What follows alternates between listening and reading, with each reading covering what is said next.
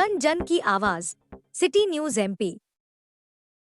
रीवा संजय गांधी अस्पताल में हुए सामूहिक दुष्कर्म के मामले का हुआ बड़ा खुलासा। इस मामले पर पुलिस अधीक्षक का चौंकाने वाला बयान आया सामने। आपको बता दें कि प्रदेश के सबसे बड़े अस्पतालों में से एक रीवा के संजय गांधी अस्पताल के गांधी स्मृति चिकित्सालय में नाबालिग के साथ सामूहिक दुष्कर्म की वारदात हुई है। आरोप है कि अस्पताल के ईएनटी विभाग और किचन के बीच बने गलियारे में इस वारदात को अंजाम दिया। पीड़ित की मां अस्पताल के ईएनटी विभाग में भर्ती थी और उनकी देखभाल के लिए मौजूद थी। आरोप है कि इस वारदात को 8-9 जून की दरमियानी रात को अंजाम दिया गया है, लेकिन पीड़ित पक्ष सामने नहीं आया। हालांकि मीडिया में मामला आने के बाद पुलिस प्रशासन एक्टिव हुआ है और मामले को संज्ञान में लिया गया। फिलहाल अस्पताल अधीक्षक डॉक्टर राहुल मिश्रा ने वारदात के दिन तैनात ड्यूटी सीएमओ को शो कॉज नोटिस जारी कर पूछा है कि इस वारदात पर उन्होंने क्या एक्शन लिया था।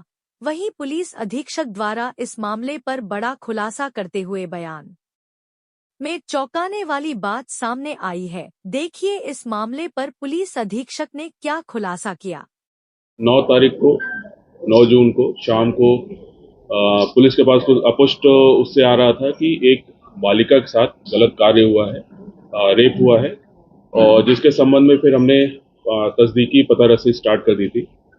कुछ जानकारियां हमको हॉस्पिटल से मिली, जिसके आधार पे हमको जो बालिका है उसका संपर्क और ओसाइची मिली।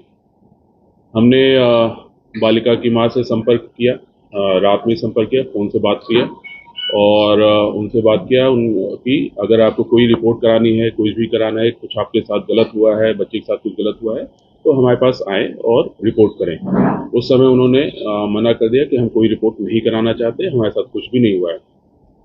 उसके उपरांत फिर अगले दिन फिर हमने एक टीम भेजी, सिविल में हमारे अधिकारीगण गए और तो उनके घर पे कोई नहीं मिला हमें। तो उसके बाद फिर करीब 12:30-1 बजे हमें हॉस्पिटल से एक लिखित सूचना आई कि यहाँ पे एक लड़की को एडमिट किया गया था, जिसमें सेक्सुअल असॉल्ट 2 व्यक्तियों द्वारा, यानी लैंगिक अपराध 2 व्यक्तियों द्वारा उसमें लिखित हुआ था।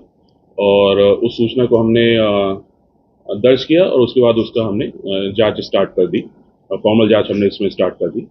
इसी बीच हमारे फैमिली से हमारा संपर्क फिर से हुआ, तो उन्होंने बताया कि हम किसी दूरस्थ स्थान पे हम अपना बयान और अपना कथन और वो सारी चीज़ देना चाहते हैं।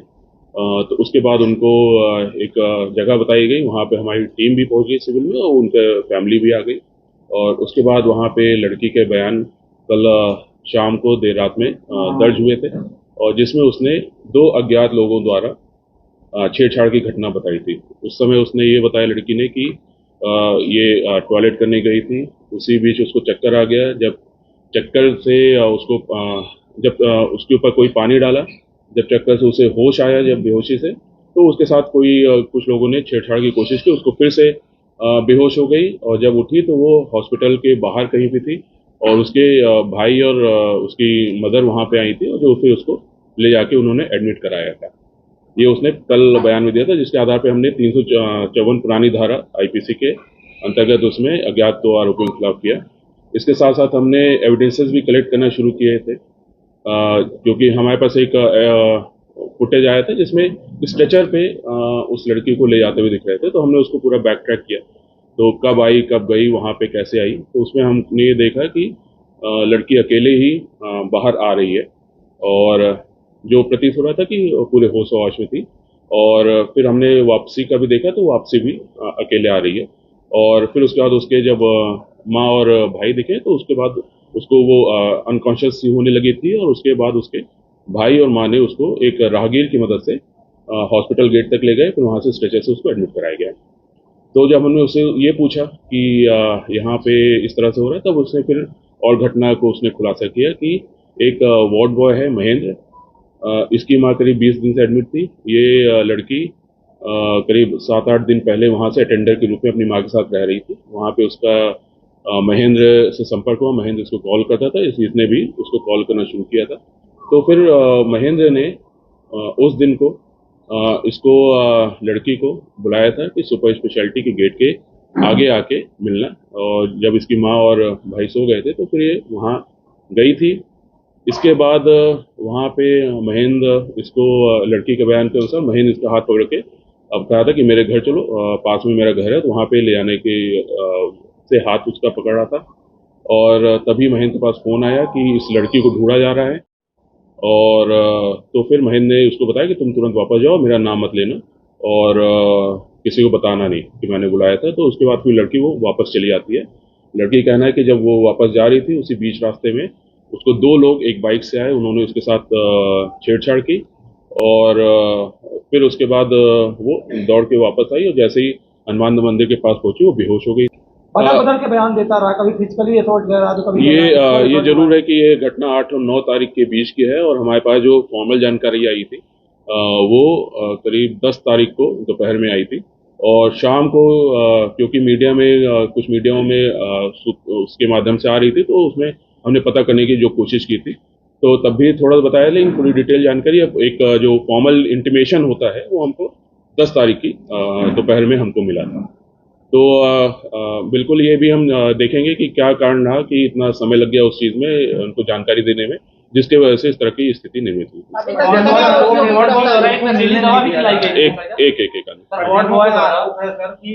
बच्चे से मिलने नहीं दिया जा रहा करीब 6-7 घंटे से। बच्ची की माँ बच्ची के साथ ही है, हमने उनके साथ ही रोका है उनको। बच्चे के जो बच्ची है उसके भाई और उसके एक और परिजन मामा जब वहाँ पे हम कथन के लिए बुलाए थे तो वो भी वहीं पे थे। तो ऐसा गलत है कि उसके साथ नहीं मिलने दिया है। अभी न्यायालय कथन के बाद भी हमने पूरे जो परिवार है उसको भी सुपुर्द कर दिया। वैसे बच्चे की माँ उसके साथ ही रुकी थी। इसके बारे में हमने पूछा है तो बच्ची ने बताया था, बालिका ने बताया था कि करीब 6-7 मतलब शाम को उस दिनांक को 8 तारीख को उसके गले में कोई दिक्कत थी तो उसने बताया था वार्ड बॉय को, तो उसने एक टैबलेट ला के दिया था। और लेकिन वो 8 बजे की बात हो, ये जो पूरा जो घटनाक्रम है ये 1 बजे रात की बात है। तो इसको पूरी तरह से स्पष्ट करना है, पूरी तरह से उसको करना है कि वो कोई नशीली दवा खिलाया था वो संभव नहीं लग रहा है मुझे। सर आपने अभी कहा कि वो जो घटना हुई है बाइक सवारों के द्वारा की गई, मतलब 2 युवक जो अज्ञात हैं, तो क्या गलियारे में ये घटना हुई थी किस तरीके से? मेन रोड की वो बता रही लड़की जब सुपर स्पेशलिटी साइड से इस साइड वापस आ रही थी तो वहां पे उसका बताना है कि वहां पे 2 लोग ने आए थे उसके साथ छेड़छाड़ उन्होंने किया था और फिर तुरंत निकल गए थे। मेडिकल में सेक्सुअल असॉल्ट नहीं है, पॉक्सो भी लगी है और छेड़छाड़ भी लगी है। पॉक्सो में छेड़छाड़ की बात आया है। कौन? मनीष, अन्य 2 लोग हैं विकास और मनीष, उनको हम सस्पेक्ट के रूप में देख रहे हैं। उनको अगर संलिप्तता पाई जाएगी तो उनको भी इसमें आरोपी कार्यवाही करेंगे आप, क्योंकि उन्होंने गुमराह किया है कानून व्यवस्था को, तमाम जो है एक अफवाह फैलने में उनका भी एक बड़ा जिम्मेदार है। अभी जो हम है मूल जो प्रकरण है उसकी हम जांच कर रहे हैं, साथ ही साथ जो डॉक्यूमेंट्स इकट्ठा करेंगे, सारी चीजों को देखेंगे। यदि ऐसा लगता है तो फिर हम उस हिसाब से उसमें आगे कार्रवाई करेंगे। सर राहुल मिश्रा अधीक्षक हैं, वो इससे पहले कबूल रहे थे दुष्कर्म हुआ है 2 लोगों के द्वारा, उनका बयान है तो हमारे सवाल पर उन्होंने जवाब दिया था। इसके बाद में अब लगातार बयान बदलते चले गए, इसका मतलब इसकी जांच क्या होगी, क्या वाकई में कहीं? मैं देख लूंगा उनके बयान क्या है और जो हमको मेडिकल रिपोर्ट्स दिया था उन्होंने उसमें इस तरह की कोई जानकारी नहीं आई। फिर हमने जो इंडिपेंडेंट पैनल से यहाँ पे डिस्ट्रिक्ट हॉस्पिटल में कराया उसमें भी किस तरह दुष्कर्म का कोई नहीं आया, लड़की के ऊपर कोई एक्सटर्नल इंजरी भी नहीं है। तो अभी तक ऐसा कोई संभावना नहीं लगी है और दोनों पैनल्स या मतलब जो इंडिपेंडेंट पैनल उसके द्वारा भी ऐसी कोई संभावना नहीं लगी। सुरक्षा कर्मियों का भी नाम आया है कि आप लोगों ने रात को गोविंदगढ़ थाने में बुलाने की बात कही है और उसको लेकर मतलब एक ऑडियो वायरल हो रहा है सोशल मीडिया में, उसको लेकर क्या बताया उसने? उन्होंने कहा कि बच्चे के पिता ने, हाँ जैसा मैंने बताया कि हमने पहले घर भेजा था अपने सिविल में स्टाफ को, हमने अधिकारियों को भेजा था, महिला अधिकारियों को, कि जैसा हमने पहले बताया था हम कोशिश कर रहे थे कि फरियादी तक, विक्टिम तक हम पहुंच पाएं, उनकी जो भी उनके साथ घटित घटना है उसको हम रिपोर्ट लिख पाएं। तो उसी तारतम्य में हमने उनकी टीम को हमने पता करके हमने घर भेजा था, लेकिन वो घर पे नहीं मिले थे, हमारा फ़ोन भी नहीं उठा रहे थे उसके बाद। और फिर हमको कहीं से संपर्क हुआ तो उन्होंने कहा कि हम घर या कहीं पे हम रिपोर्ट नहीं लिखवाना चाहते, हमको उसका लोक लाज का भर है, उसकी माँ ने उन लोगों ने बताया। तो फिर क्योंकि वो उस एरिया के अगल बगल थे जहाँ का वो बता रहे हैं, तो हमने कहा कि आप यहाँ आ जाइए, जो गेस्ट हाउस है, वहां पे हम आपका बात सुन के वहां रिपोर्ट लिखेंगे। सर एक मामला और सामने आ रहा है कि इसमें जो आरोपी हैं, जो अज्ञात और ज्ञात आरोपी हैं, उन लोगों के द्वारा